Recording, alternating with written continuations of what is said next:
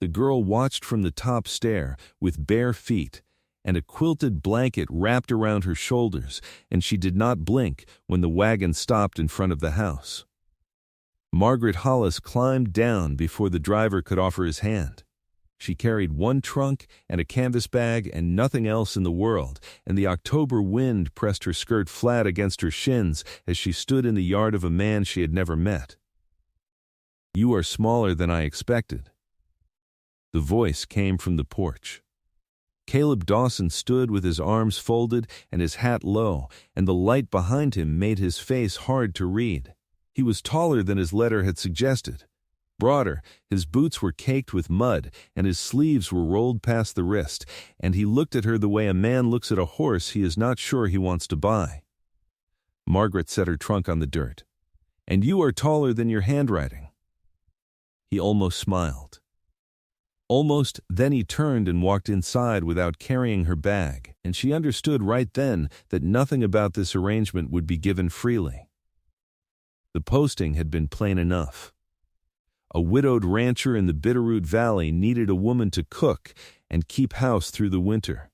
Room and board provided. No courtship implied. She had answered 12 such postings after Thomas died, and this was the only one that wrote back with honesty instead of charm. His letter had said, "I have a daughter who does not speak to strangers, and a house that has not been properly cleaned in 2 years. If that does not discourage you, the stage runs on Thursdays." It had not discouraged her.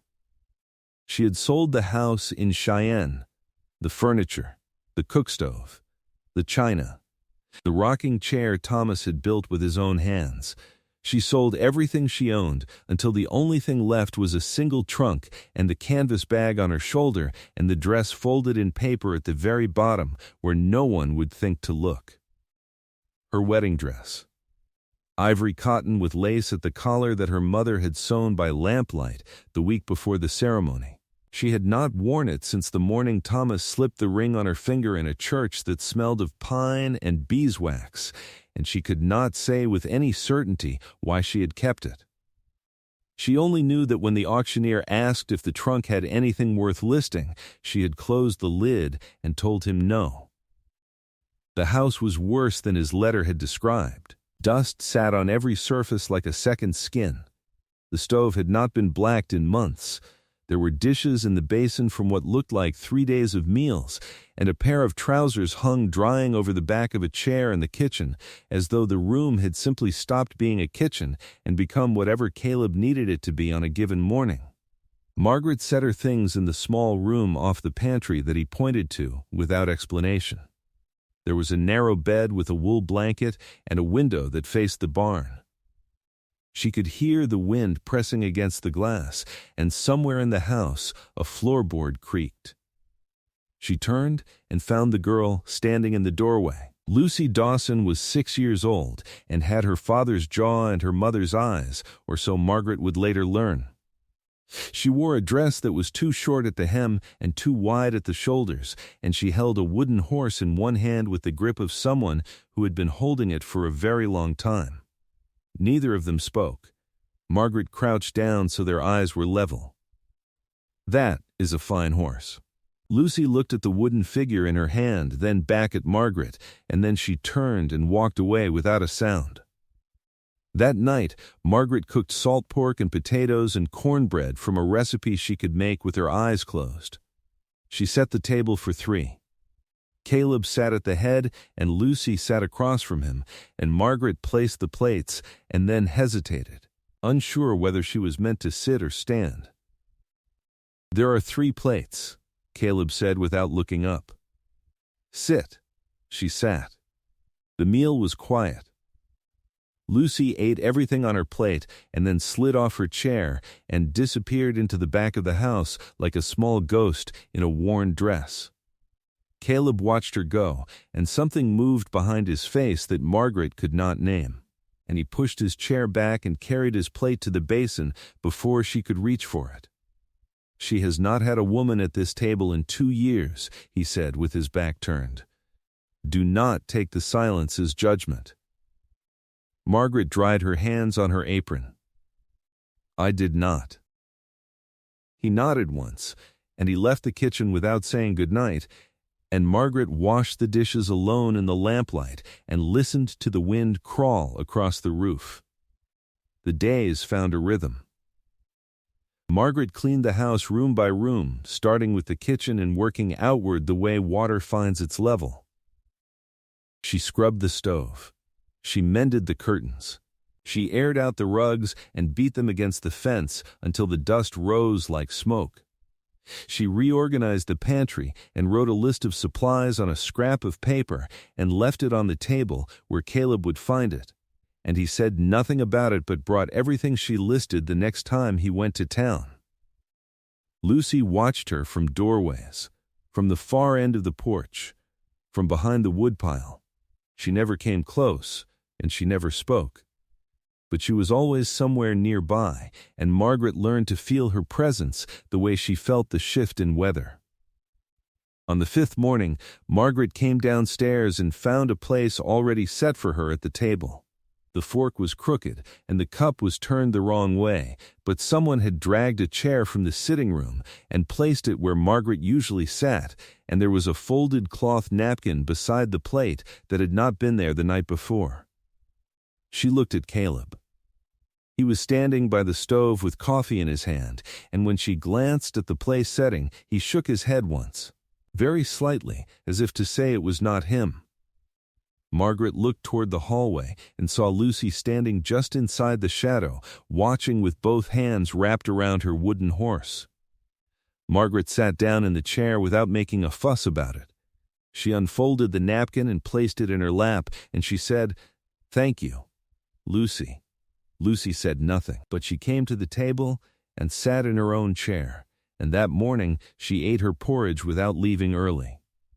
The ranch needed more than cleaning. The fence along the south pasture had 3 posts rotting at the base, and the henhouse door would not latch properly, and there was a leak in the root cellar that had spoiled half the stores from September. Margaret did not ask permission. She found tools in the barn and patched the cellar wall herself with river clay and straw, the way her father had taught her when she was younger than Lucy. She fixed the henhouse latch with a strip of leather and a nail. She could not lift the fence posts alone, but she dug around the bases and packed them with gravel so they would hold through the first freeze. Caleb found her in the cellar on her knees with clay under her fingernails. He stood at the top of the stairs and looked at the patched wall and then at her, and he said nothing for a long moment. "The stores would have been gone by November," he finally said. "I know." She wiped her hands on her apron and climbed the stairs past him, and he stepped aside to let her through, and she felt him watching her as she crossed the yard. That evening he split twice the wood she had asked for and stacked it outside the kitchen door where she would not have to carry it far in the snow. He did not mention it. She did not thank him. But they both understood that something had shifted, the way the ground shifts under frost before the surface shows it. Lucy began to stay longer. She sat in the kitchen while Margaret baked. She brought her wooden horse to the table and stood it beside her plate like a guest who needed its own space. One afternoon she appeared in the doorway while Margaret was mending a shirt of Caleb's, and without a word she climbed onto the bench beside her and leaned her head against Margaret's arm and stayed there for the better part of an hour. Margaret did not move. She barely breathed. She finished the mending with one arm pinned gently to her side by the weight of a 6-year-old girl who smelled of hay and soap, and when Lucy finally slid off the bench and wandered away, Margaret sat alone in the quiet and pressed her hand to the place on her arm where the warmth had been. By the 3rd week, the town had begun to talk. Margaret heard it from the dry goods clerk when she rode in with Caleb for supplies. The woman behind the counter looked at her with the kind of smile that carries no warmth and said, "You must be the one keeping house for the Dawson place. I hope you know what people are saying." Margaret set a tin of baking powder on the counter. "I know what I am doing in that house. I do not much care what people are saying outside it." The clerk's smile thinned. A widow living under a widower's roof with a child between them. Even if it is innocent, it does not look right. Margaret paid for her goods and left without answering.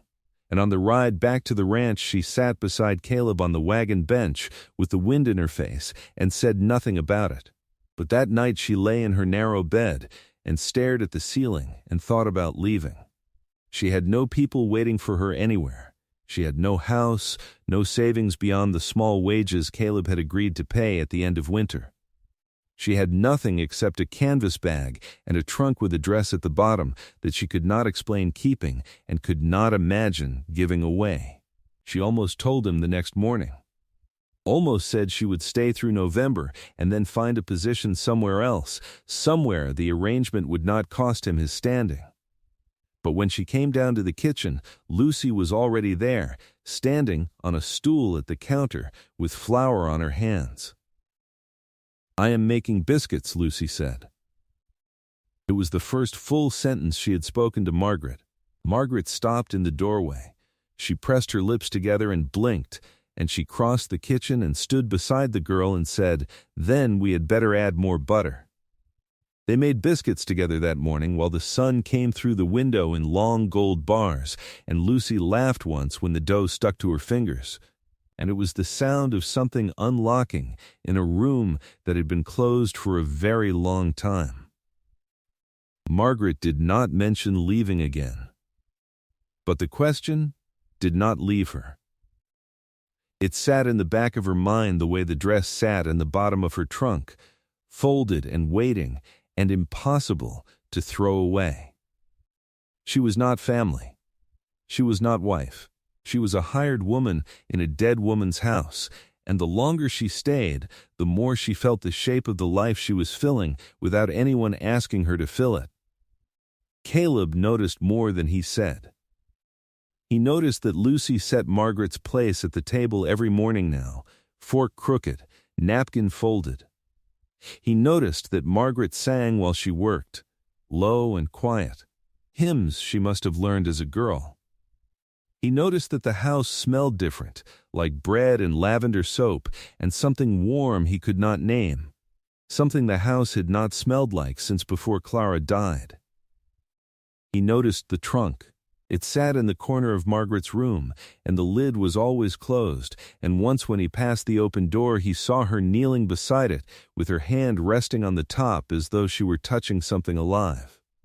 He did not ask. Not then.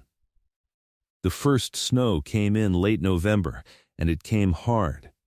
3 days of wind and white that buried the fence line and drove the cattle against the barn wall.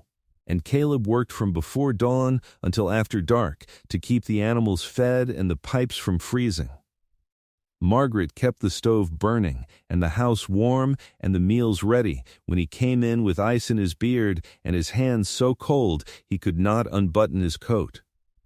She unbuttoned it for him one evening without thinking, the way she would have done for Thomas. And when she realized what she had done, she stepped back and looked away, and he stood there in the doorway with his coat half open and said nothing, and neither of them moved for a long breath. Lucy came around the corner in her nightgown. "Is it still snowing?" Caleb looked down at his daughter. "It is." "Margaret said we could make snow candy tomorrow if the syrup is ready." He glanced at Margaret. She was standing by the stove with her arms folded and her cheeks flushed, and she did not meet his eyes. "Then I suppose we had better check the syrup," he said, and he hung his coat by the door and went to the pantry, and the moment passed like a held breath finally released. But it did not disappear. It settled into the walls of the house the way heat settles into stone, and after that evening, Margaret felt it every time they stood in the same room. Not tension, not discomfort, just awareness. The knowledge that someone is watching you not because they are suspicious, but because they cannot stop. In December, on a night when the snow had finally paused and the sky was full of stars so sharp they looked like they had been punched through black cloth, Caleb found her. She was sitting on the edge of her bed with the trunk open and the dress in her lap. The ivory cotton had yellowed slightly at the fold lines, and the lace at the collar was still perfect, and she was pressing it against her chest with both hands the way a person holds something they are afraid to look at directly. He knocked on the open doorframe with one knuckle. She looked up, and she did not try to hide the dress or explain it. Caleb leaned against the frame with his hands in his pockets. He looked at the dress. He looked at her. And then he asked the question that the distance between them had been holding for weeks. You sold everything. The house. The furniture. Everything you owned. But you kept that. He paused. Why? Margaret looked down at the fabric in her hands. She ran her thumb along the lace her mother had sewn in a kitchen that no longer existed, in a town she would never return to, for a daughter who had become a wife, who had become a widow, who had become a woman sitting on a narrow bed in a stranger's house, holding the only proof that someone had once chosen her. Because it is the only thing I own that proves I was not always alone. Her voice did not break, but it bent. Thomas is gone. The house is gone. But this dress means someone once stood across from me and said yes, and as long as I have it, that is still true. Caleb did not move. He stood in the doorway with the lamplight behind him and the cold pressing at the window, and he looked at her with something in his face she had never seen from him before. Not pity, not sympathy. Recognition. He knew what it was to hold on to the one thing that proved you had been loved. He opened his mouth, and then he closed it, and then he pushed off the doorframe and walked down the hall without a word. Margaret folded the dress back into the paper. She closed the trunk. She blew out the lamp and lay in the dark and listened to the silence of a house full of people who did not yet know how to say what they meant. 3 days later, Lucy changed everything. Margaret was in the kitchen rolling out pie crust when Lucy came in carrying something bundled against her chest. She walked straight to Margaret and held it out with both hands, and Margaret wiped her flour-dusted fingers on her apron and took it. It was a drawing, made with charcoal on the back of a feed bill, the way children draw when no one has given them proper paper. It showed 3 figures standing in front of a house. The tallest figure wore a hat. The smallest figure held a stick that might have been a horse. And the middle figure wore a dress that went all the way to the ground, and Lucy had drawn small marks along the collar that could only be lace. Margaret stared at the drawing. She could not speak. "That is you," Lucy said, pointing to the figure in the lace collar. "And that is Papa. And that is me." Margaret knelt down. Her knees hit the kitchen floor, and she held the drawing in both hands, and she looked at this girl who had not spoken a full sentence for 2 years, and who had just drawn her into the family as simply and completely as putting a fork on the table. "Lucy," her voice was barely a whisper. "You are supposed to stay," Lucy said. She reached out and touched the flower on Margaret's cheek with one small finger. "You are our Margaret." Margaret pulled her close and held her, and the drawing crinkled between them, and she pressed her face into the girl's hair and breathed in hay and soap and the clean, ordinary smell of a child who felt safe. Caleb stood in the hallway. He had heard it all. He leaned against the wall with one hand pressed flat against the plaster and his jaw set and his eyes closed, and he stayed there until his breathing was even again. That evening, after Lucy was asleep, he went out to the barn and came back carrying something. Margaret was wiping down the table when he set it on the counter beside her. It was a cedar chest, small and plain and sanded smooth, with a hinged lid and a latch made from a bent nail. He had built it himself. She could see the marks where the plane had caught against the grain. "For the dress," he said. "Cedar keeps the moths out. Keeps the lace from yellowing any further." Margaret touched the lid. She opened it and smelled the sharp, clean scent of fresh cedar. and she looked at him standing in the lamplight of a kitchen that she had cleaned and warmed and filled with bread and laughter and the sound of a child speaking again. "Caleb, I am not asking you to forget him." His voice was low and steady, and he looked at her without flinching. "I am asking you to stay. Not as help, not for the winter. Stay." She did not answer with words. She closed the cedar chest and picked it up and carried it to her room and placed the dress inside it, and she set the chest at the foot of the bed where she could see it every morning when she woke, and then she came back to the kitchen and sat down at the table in the chair that Lucy had dragged in from the sitting room on her 5th morning in this house. Caleb sat across from her. He poured 2 cups of coffee and set one in front of her, and they sat together in the quiet of the kitchen while the snow began again outside the window, and the stove ticked with heat, and the cedar chest held its small treasure in the room down the hall. In the morning, Lucy came downstairs and found them both at the table. Margaret's place was already set. The fork was still crooked. The napkin was still folded. But there was a second cup beside the plate, and it was full of coffee, and Lucy climbed into her chair and looked at them both with the calm certainty of a child who had known the answer long before the adults had found the question. Margaret cut a biscuit in half and set it on Lucy's plate with a curl of butter. "Snow candy today?" Lucy asked. "Snow candy today." And outside the window the valley lay white and still under a sky so wide it looked like it had been made that morning just for them. And the smoke from the chimney rose straight into the cold air and held there, a thin gray line drawn between the house and the heavens, steady as a promise that no wind would break.